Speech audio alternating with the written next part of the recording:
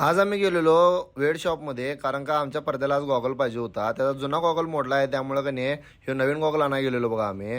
भावानं हे गॉगल आम्हाला बरोबर का नाही 150 रुपयाला बसला बघा.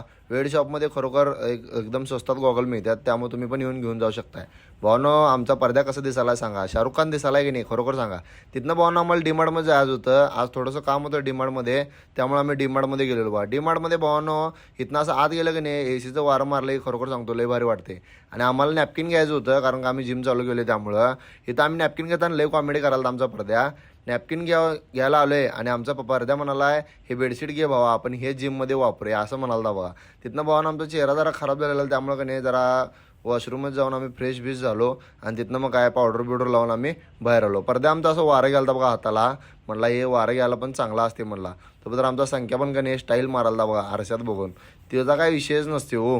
हे नॅपकिन घेतलं बघा आम्ही आणि भावानं हे नॅपकिन बरोबर आम्हाला का नाही 79 रुपयाला पडले बघा. तिथनं आम्ही पाणीपुरी खायला गेलो. ज्योतिबा म्हणजे हे शॉप आहे तिथं गेलेलो आम्ही पाणीपुरी खायला. इथली पाणीपुरी भावानं खरोखर क्वालिटी असते हा. पडद्याने संख्या इकडे घुमवायला देत, म्हणलं आपण बी घुमूया जरासं. तिथनं सगळं आवरलं मग चाललो आम्ही घराकडे. चला भावानं व्हिडिओ आवडला असेल नक्की लाईक फॉलो आणि शेअर तेवढं करून जावा.